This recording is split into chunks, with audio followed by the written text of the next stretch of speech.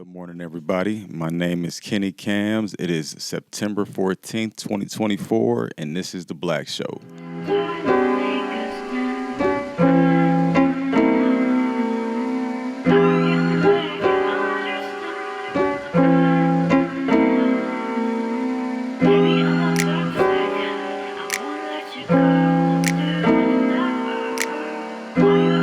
What's going on, everybody? I hope everybody's having a good weekend, a good start to their weekend. This is definitely going to be a quicker show, and then it probably won't be a show tomorrow. It's depending on if I feel like coming into the studio. I got every day this week, so I'm like, okay, one day a week off is probably good, right? Keep commenting, subscribing, man. The YouTube follower count is going up. I'm seeing the video count go up. Like, y'all, I thank y'all so much because I've been doing this kind of every day for so long, like for years. So I'm finally starting to see some kind of traction on it, where my views are hitting 100 in 2 days of every video, pretty much. So I appreciate that. I want to start that off first. Keep commenting, and in the comments, if I'm talking shit to you, it's more to just keep the engagement. So don't take nothing personal. But if you do say something stupid, I'm gonna say that's stupid, and I don't agree with it. So, and I could be a little bit more trolly in the comments. So, just take it in love, man. It's all about having a conversation. That's what it's about. So, I do want to kind of, I guess, would be addressing it, maybe just speaking on it again. How I feel, because I think I watched my last two videos, and I'm good with how they came off, especially with the Milwaukee music stuff and just the business stuff in general now. And the reason why is, what I realize is, working with people that actually are doing stuff and not talking about doing stuff, right? This is the thing that I realized, that people that are serious about what they're doing and want to get to another level, and it's a difference in mindset, right? And people in that mindset, which I would say myself is in, and I haven't been always, but for sure in this last 2 or 3 years, people in that mindset, we don't give a fuck about what else anybody else is doing. I really don't watch nobody else's stuff. I have my channels on YouTube or my music. I don't know any of the new musicians. And it's no disrespect to them, but if someone said Icewear Vezo, I know the name is a person I know that's a big deal. I know the name is relevant, but I don't know any of the music. I'm a fan of artists. I'm not a pop culture fan. So again, I'll go this to Kendrick's. With Kendrick out, everyone loves the Pimp a Butterfly. That's the only Kendrick album I really didn't listen to. I like his other music. So, and music is everybody doesn't have to like anything, and everybody won't like it. If everybody likes something musically, you should kind of be questioned on it. It's something going behind that with the marketing. And even on the business side of when I talk to people, I see this sometimes. I talk to people in real life where I'm especially the small business owners I know, where I'm hinting hey, you missed an opportunity here, and I offer discounts to it, or I'm this is the way you should do it, and they want me to prove that I know what I'm talking about. I get turned off immediately, and I'm good. Because I say again, the way that I'm starting to move business wise, and this is in all aspects, is nah, treat me how you treat those white guys. Because if a white guy came in here with these same ideas, you would be eyes open, all ears, and listening. And that's a black culture thing. And I know why that is, because they think if it's a white guy, it's some money behind it. But y'all fooling yourselves out of being able to do this self independently, which clearly I know how to do. So that's the part where I'm not trying to impress none of you niggas, bro. Also, just this music shit is so fucking weird, bro. So it's clearly how I talk on here. It's a couple of musicians I don't care for, and it's not for nothing petty. It's for something that tangibly happened. When you see someone stealing the way you do your content to promote their stuff, yeah, I'm gonna feel some kind of way. When you see people purposely releasing to interrupt with your release, I feel some kind of way. And I'm extremely petty, fam. Like, I am a kind person. I'm not a nice person. Please understand that. That's the thing I think a lot of people get twisted about me. Because I even feel now where, like, I see people trying to angle to see what's his trigger, what's his. I ain't got none that y'all can touch, bro. Not none. Not it ain't no weakness that like, and it's weird that other grown men is trying to find the weakness in a person that they working with. That's weird to me, and I see it. I see it, and I move accordingly when I see stuff like that. I've gotten away from now of like that zero sum, like either I fuck with you or don't mentality, but I will fuck with you from a distance for sure, and you won't get the full capabilities of what I can do if you're moving like that. And it's a couple people I saw moving like that. And I get it because they can't believe it's real. I realized even at jobs, it was funny. It was at jobs. Like most of the jobs I had, I was the magical Negro. And I realized that yesterday.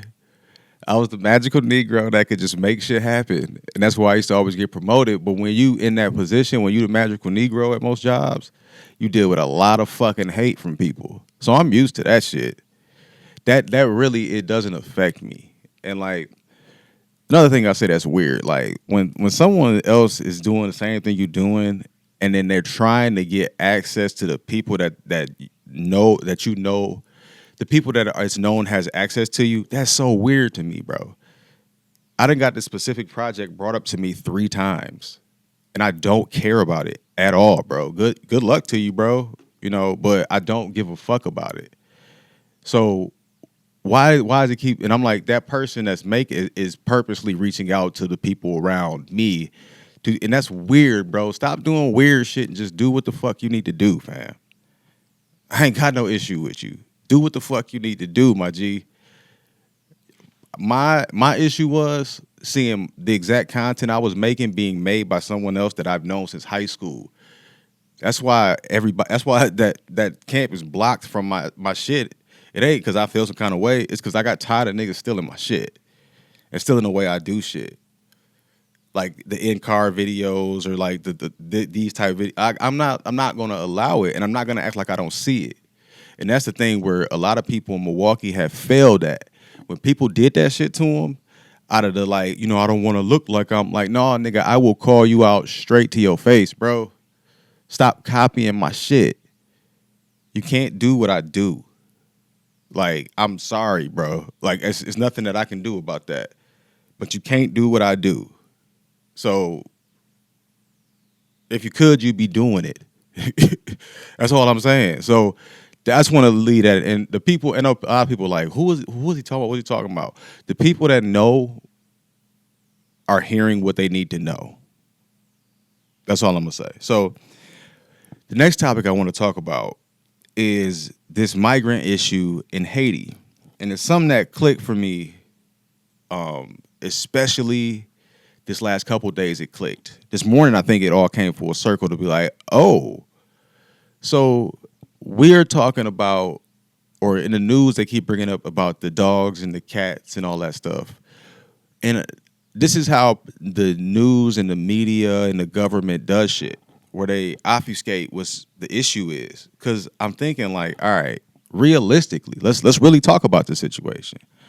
Springfield, Ohio had 80,000 people in it, and then they had a Milwaukee type deal where the factory shut down, and 20,000 people left.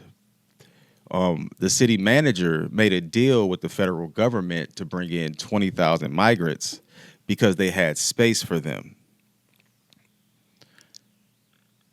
That is the most corrupt shit ever. And the thing with city managers, people don't understand. When your city gets a city manager, your city has a dictator. City managers can do whatever they want. That's why they are implanted there. So I'll remind people of a city manager situation. Flint, Michigan was a city manager that did all of that got criminally charged. Because all the city manager there is the middleman between all the corrupt NGOs, corporations. They're just the middleman that takes the bribes and moves the money to make the stuff happen. That's why they're installed in certain areas where they want the resource. In Flint, Nestle wanted the water. In Ohio, they want to change that district because it's a big red pocket right there, right? So why would you drop 20,000 people into a district of 60,000 people? Haitian culture, that's all a side of it. Because I don't knock people for eating whatever they got to eat to survive and doing all of that. Haitian culture be damned. It's different than American culture. That's why we're two different countries. Like, people are like, oh, they're disgusting for doing that. This it's two different countries, bro. They have a whole different lifestyle over there. You don't know if you would be doing the same thing if you lived over there. So shut the fuck up about it. What they doing now? Taking someone's house pet, I would be John Wick, fam. Like it would be some what's that one movie? Shatas level shit going on if somebody touch my dogs or my cat or shit, even the strays that I got in my backyard. I'll go Rambo. But the story that no one's talking about and the piece that's missing is like, why were they put there?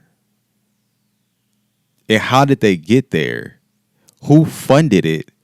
Who made the decision to put them there? That's the thing that needs to be discussed because that's very, very corrupt there on the surface. It looks like it. That's not a good decision. And that's the thing I'll say with a lot of the government, and I'll transition into kind of my next point, my last point here. So it's going to be a shorter episode. Our country, yes, I can't worry about federally because I can't worry about the federal government. I can't worry about our country. So what do I worry about? Stuff that I can actually change and stuff that I can actually have influence over, or something that I can actually tangibly affect. So I'll look at directly with Milwaukee, and I'm hard on the people in charge of Milwaukee. Why? Because with great power comes great responsibility. So I expect a lot from y'all. Like I got on the commissioner of NPS Sports yesterday because I expect a lot. That's a very accomplished person, accomplished woman that's done a whole lot. So I don't think you're trying because I know you're capable. That's why it's when I get on people hardcore. I'm a coach, right? I've been a coach. All my young adults that coach me know this. I'll be laughing and joking and stuff like that. But if I know you're not doing your potential, that's when you get angry, Coach Kenny. That's the Coach Kenny that'll snap on you. When I know you're not doing to your potential. If it's somebody that's trying their best, I never get upset. I never get upset at all. Like, and because that's almost idiotic of me to get upset at somebody really trying their hardest to be their best. That's that meet people where you're at. That's how I treat everything. I was a caseworker for a long time. If I was a caseworker for like 7 years, I got burnt out a couple times, but I got burnt out from seeing my kids go to jail or like just seeing when I was working with at guest house with veterans and people with ADA or AODA issues and mental health issues, man, seeing some of my guys that are like was doing well, we got them on the right path, got all their treatment, their services together, and we put the plan that we putting together is working, and just see them relapse because they got something good happen where they got some money, and then they go on a drug binge, and then we got to restart over. Like I don't take that personally, man, because that's something that's another demon they battling with. I've had that demon, and everybody has that demon in their families. So I don't judge that. Mine is I judge somebody that I know is capable of more and is underachieving purposely. Because that's never an excuse, man. For me, that's never an excuse. And I feel like that's what the issue is in Milwaukee, man. And it's a lot of... So for people, I talk about Milwaukee. I know I have listeners all around the city. Milwaukee is a beautiful city. I love the city. It's a beautiful city. Milwaukee has great people in it. So when I talk negative about Milwaukee, I'm speaking directly to certain people. Because I know those people are either watching or have eyes on the show because of my community work and the influence I have that way. So that's why I speak of Milwaukee how I do. So don't ever get it twisted. I love this place. I wouldn't be here if I love this place. That's why I'm critical of Milwaukee because I do love this place. But in Milwaukee, it's a very small town. We're starting to get more notoriety nationally. So with that comes ego. With that comes a lot of people trying to jockey for a position. And what I realize is 2 or 3 generations of Milwaukee, especially in the minority communities, it's been so much inner turmoil that's been caused purposely that it's families that hate each other here. You know, the Hatfields and McCoys, we got that here in every single block damn near. So it just destroyed the trust and the cooperation and the honesty and like the actual true environment of healthy like community, it destroyed it in Milwaukee. It's been certain people like Vic at Running Rebels. I give Vic a lot of credit because Vic, I learned a lot from Vic, man, just watching him. But it's been certain people like that that's been trying to stabilize it for so long, and then outsiders came to Milwaukee, like the people from the suburbs. They saw how bad Milwaukee. That's why I never. People talk about like these racist white people. I'm like, all of our programs and let's keep it. And I was a development director at Guest House in Milwaukee for like a year. Then I had a crazy supervisor who I was like, I'm not working for her, so I bounced out. But all of these resources that people like, that's why I'm like, black people, it's so we've been so poorly educated that we don't even understand where our help is coming from. Like all of these you disrespect and talk shit and like just behave poorly with other races, right? And they're the ones that are bringing the resources in for you. Like, how do y'all think this stuff is getting funded? How do y'all think, like, that's why when tax time comes around and y'all hear people like, man, I'm tired of all these entitlements, because in the city of Milwaukee, a majority of the welfare and the W-2 and the WIC is going to black people. We have a very big state, so yeah, the numbers even out when you get to the state, but like a lot of these people are paying taxes so that you can eat, fam. And then you have the also the nerve to just behave like a asshole, a scumbag. When you see these people and talk crazy to these people and rob and threaten these people when they're literally the only reason you have like things. But again, like black people don't know where their help comes from. That's what this show is about saying, y'all, we got to wake up, because what's happening is it's not a conspiracy thing. Is they're going to let us self-destruct, and they're already prepping the next group that they're going to make the new black people here. And I'm going to tell you why it's the island people and it's the South America. Where do most people that have money in America go vacation at? South America. They love them people down there. They make connections with NGOs down there. Like, y'all don't see the bigger picture here. And especially in Milwaukee, because they're doing, like, there's a reason why we got construction on the highway. It's a reason why they're talking about building stadiums. They're developing Milwaukee because Chicago got so bad. And I said this every episode. People from the northern suburbs of Chicago need somewhere to go and spend their money. So they're going to develop Milwaukee. They are not going to allow the north side to ruin that for them. It's billions of dollars coming in. So we got to get better, y'all. We got to get better. And on their end, the black people that we have in power that are tokens that are you just put there to quiet down black people. It's tough to hear, but it's real. So since you are there and they're disrespecting you already, fuck them. Do something for black people for real. Like, don't be afraid. If they put you there, they're gonna take you out. And not saying take you out, but they're gonna move you from a different position. We've seen it with other with other aldermen here. You know the game they playing, then play the game, then, bro. Or that's not the position you're supposed to be in. We playing chess, y'all. And our people are playing Uno. You know what I mean?